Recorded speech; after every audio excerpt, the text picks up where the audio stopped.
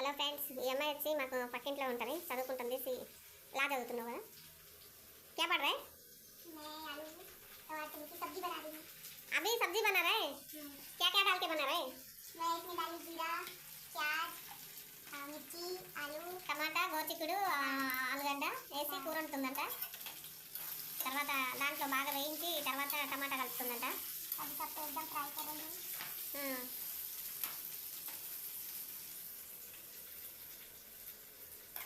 आपका नाम क्या है? निकिता। इधर देखो ना। निकिता। अभी टमाटा भी मिलेगा इसमें? सब्जी जब पक जाएगा ना तो उसमें टमाटर डालेंगे। अच्छा, अच्छा लगेगा चावल में, रोटी में? रोटी के साथ ज़्यादा अच्छा लगेगा। सूखा बनाएंगे तो सूखा बनाएगा, अभी पानी नहीं डालेंगे ना? नहीं। ठीक है. ये चावल है. चावल ఇది అన్నం వండి వార్చింది. ఒక పూట అన్నం తింటుంది, 2 రోటలు కూడా చేస్తుంది. ఒకటే ఉంటుంది చదువుకోవటానికి. क्या पढ़ रहा है? मैं लॉ कर रही हूँ, BA LLB। LLB कर